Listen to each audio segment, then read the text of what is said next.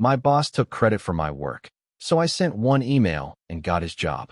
This campaign was a team effort, but I want to especially thank Kendrick for his brilliant creative vision. My boss gestured toward me with a smile that didn't reach his eyes. The entire conference room applauded. Every word was a lie. Kendrick hadn't created anything. I had spent 3 months developing that marketing strategy. Every concept, every design, every data point. He'd signed his name and presented it to the VP as his own work. That presentation won him a promotion to senior director. Within 48 hours, I'd sent one email that not only cost him that promotion, but got him fired and handed me his job. You see, Kendrick forgot one crucial detail when he stole my work. I document everything. Every brainstorming session, every draft, every email exchange. And I knew exactly who to send it to. Justice must be restored and arrogance punished. You won't believe what happened next. Before we continue, hit that subscribe button and drop a comment telling me where you're watching from. This story gets wild. My name is Wesley Durant, and 6 months ago, I was just another mid-level marketing specialist at Callahan Media Group in Chicago. 32 years old, decent salary, working on campaigns for major clients, but never quite getting the recognition I deserved. I'd been at Callahan for 4 years. Started as a junior associate, worked my way up through sheer persistence and creativity. I genuinely loved the work, creating strategies that connected brands with audiences, finding that perfect message that made people stop scrolling and actually pay attention. My boss, Kendrick, had been hired 2 years ago as creative director. He came from a bigger agency in New York, had an Ivy League degree, and knew all the right buzzwords. Upper management loved him. He was charismatic, confident, and had a talent for making even mediocre ideas sound revolutionary. At first, I respected him. He seemed like someone I could learn from. That changed about 8 months ago. We were pitching for the Horizon Tech account, a massive opportunity worth $3 million annually. Kendrick called me into his office. Wesley, I need you to develop the creative strategy for this pitch.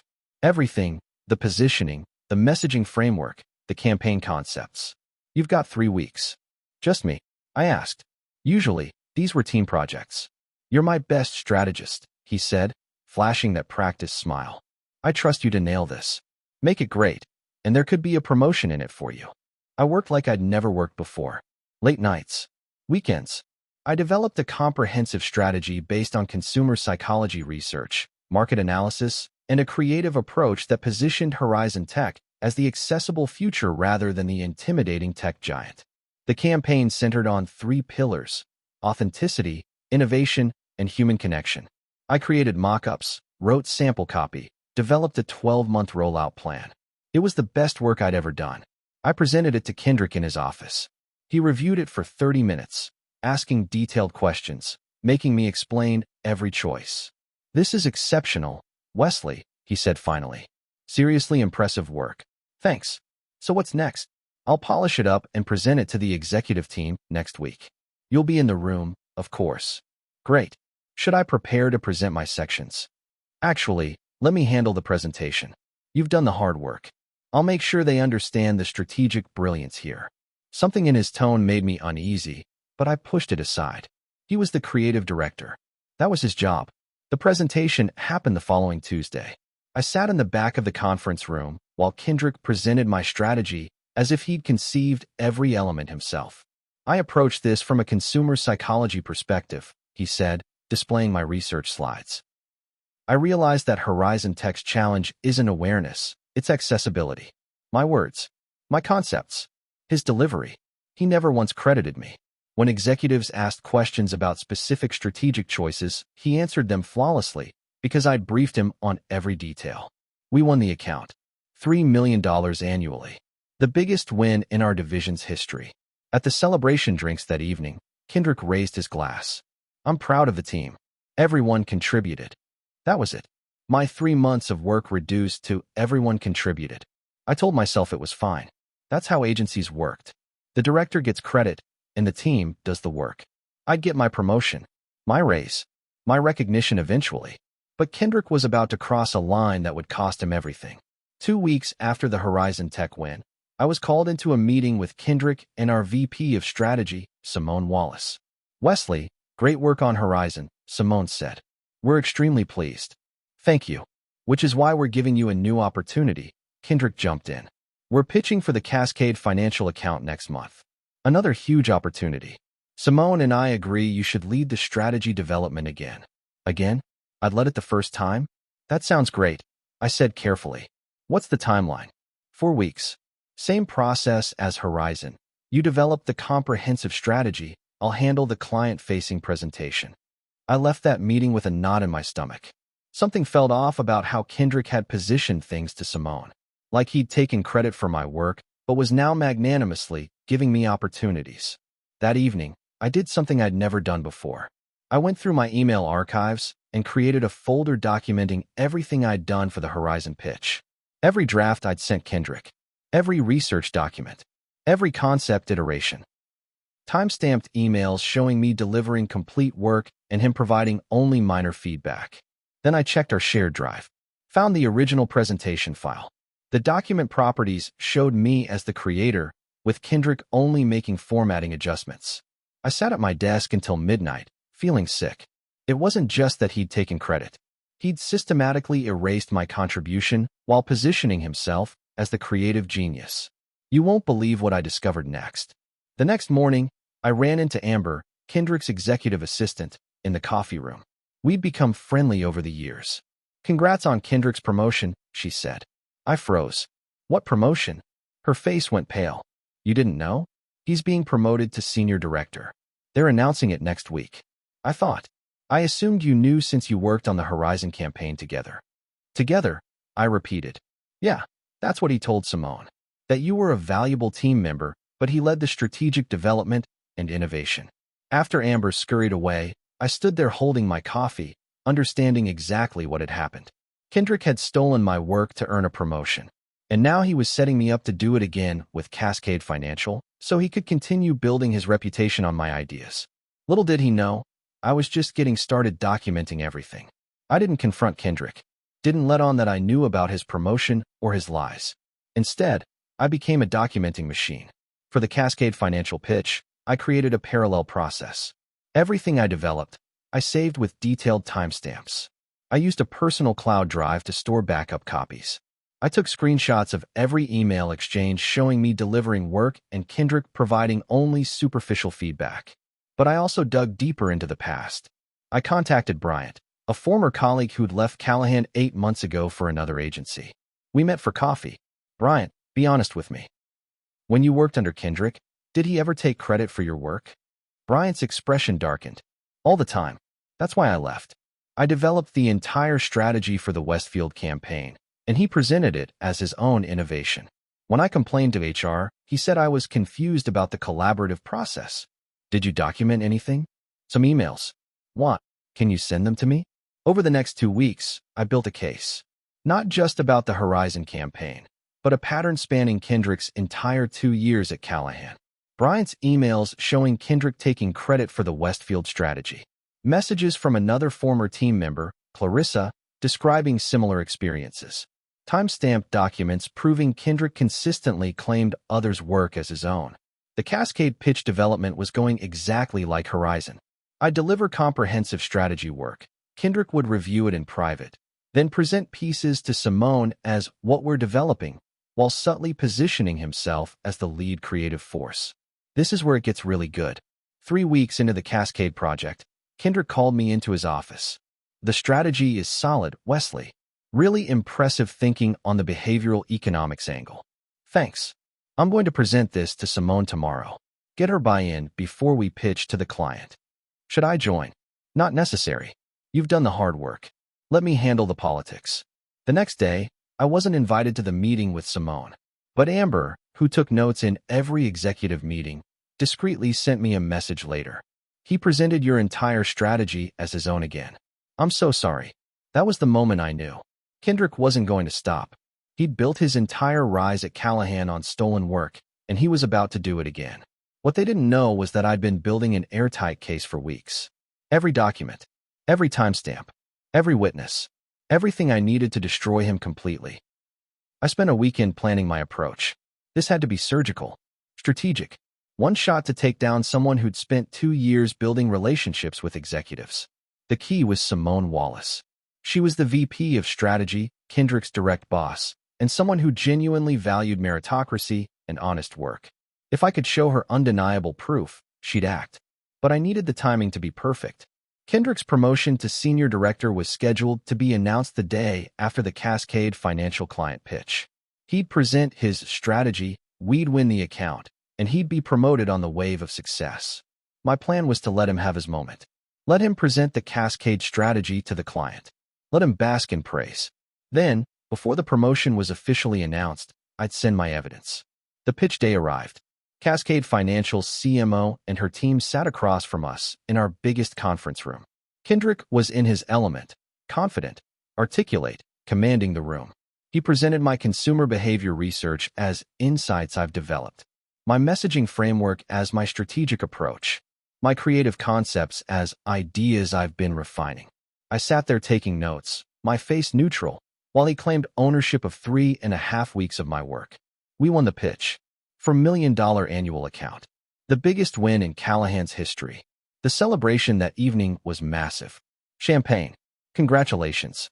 Kendrick holding court, accepting praise from everyone. This is why we promoted you, Simone told him, raising her glass. Strategic brilliance and execution. You're exactly the kind of leader we need. I smiled, clinked glasses, played the team player. That night, I went home and finalized my email. They thought they were dealing with a mid-level specialist who'd accept being invisible. They were about to learn they'd messed with someone who understood that in the modern workplace, documentation is power. The email went out at 6:47 a.m. the next morning. Before Kendrick arrived at the office. Before the promotion announcement at 9 a.m. 2. Simone Wallace, VP of Strategy CC. Patricia Morrison, Chief HR Officer. Donald Ashcroft, CEO. Subject. Formal complaint, intellectual property theft, and credit misappropriation. The email was 3 paragraphs of professional, unemotional facts. Then I attached a 60-page PDF titled Documentation of Work Product Ownership, Horizon Tech and Cascade Financial Campaigns. Inside was everything. Side-by-side comparison of my original documents and Kendrick's presentations. Time-stamped emails showing me delivering complete work. Screenshots of document properties proving I created all strategic materials. Testimony from Bryant and Clarissa about Kendrick's pattern of behavior. A detailed timeline showing exactly when I did the work versus when Kendrick claimed credit. The final page was a simple request. I am formally requesting an investigation into these matters before any personnel decisions are finalized. I sent the email. Then I went to work like it was a normal day. At 8:15 a.m., I was called into an emergency meeting with HR. Patricia Morrison, our chief HR officer, sat across from me with my email printed out. Wesley, these are serious allegations. Yes, ma'am. Every claim is documented in the attached file. We need to investigate this thoroughly. I'm going to need you to walk me through the evidence. I spent 90 minutes going through everything. Patricia took detailed notes, her expression growing darker with each revelation. This is damning, she said finally. If this is accurate, and frankly, your documentation suggests it is, this represents a serious breach of professional ethics. What happens now? You go back to your desk. Don't speak to Kendrick. I'm suspending the promotion announcement and launching an immediate investigation. But the best part was yet to come. By 10 a.m., word had spread through the office that something major was happening. Kendrick's promotion announcement had been canceled. He'd been called into a closed-door meeting with HR and hadn't emerged. I worked quietly at my desk, responding to emails, acting like everything was normal while the building buzzed with speculation. At 2 p.m., Kendrick stormed past my desk toward the elevator, his face red with rage. He didn't look at me. 30 minutes later, Amber discreetly messaged me. They put him on administrative leave pending investigation. The investigation took 3 days. HR interviewed me extensively. They spoke to Bryant and Clarissa. They reviewed all the documents I'd provided. They examined the shared drive files, email timestamps, everything. They also discovered something I hadn't known. Kendrick had done the same thing at his previous agency in New York. And former colleague there, reached during the background investigation, confirmed he'd been quietly pushed out for similar behavior. On Friday afternoon, I was called into Simone's office. She looked exhausted. Wesley, I owe you an apology. A massive one. What's the outcome? Kendrick Voss's employment has been terminated effective immediately for systematic misappropriation of intellectual property and fraudulent misrepresentation of work product. I let out a breath I didn't know I'd been holding. Additionally, Simone continued, we're conducting a review of all campaigns he's claimed credit for. Your documentation has been invaluable. The Horizon and Cascade work was entirely yours, correct? Yes, ma'am. Then you should know. The executive team has reviewed your actual work, not Kendrick's presentations of it. Your strategic thinking is exceptional. Truly exceptional. Thank you. Which is why we'd like to offer you Kendrick's position.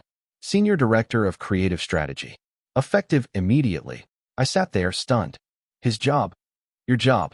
You earned it. The position should have been yours months ago if we'd known the truth. What would you do in this situation? Let me know in the comments. The fallout was bigger than I'd imagined. Within 24 hours of Kendrick's termination, he'd hired a lawyer and threatened to sue for wrongful termination. His lawyer sent a letter claiming Kendrick had been a collaborative leader and that I was a disgruntled employee trying to take credit for team efforts. Callahan's legal team responded with my entire documentation file. The lawsuit quietly disappeared. But here's where it got really interesting. Horizon Tech and Cascade Financial both heard about the situation. Both called Simone asking pointed questions about who had actually developed their strategies. Simone told them the truth. I had created everything from scratch. Both clients requested that I be their direct contact going forward. They wanted to work with the person who actually understood their business, not the guy who'd been taking credit. My first month as senior director, I led client calls with 2 of our biggest accounts. They both expanded their contracts because they finally had direct access to the strategic mind behind their campaigns. Meanwhile, Kendrick's career imploded. Word spread through Chicago's advertising community about why he'd been fired. The industry is small, and people talk. He applied to 3 major agencies. All 3 called Callahan for references.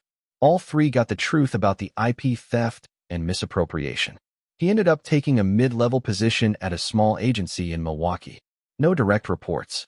No creative authority. Just execution work. The man who'd stolen his way to senior director was now back where he'd started, with a reputation that ensured he'd never climb higher. If you're enjoying this story of justice, hit that subscribe button for more workplace revenge stories. Underscore.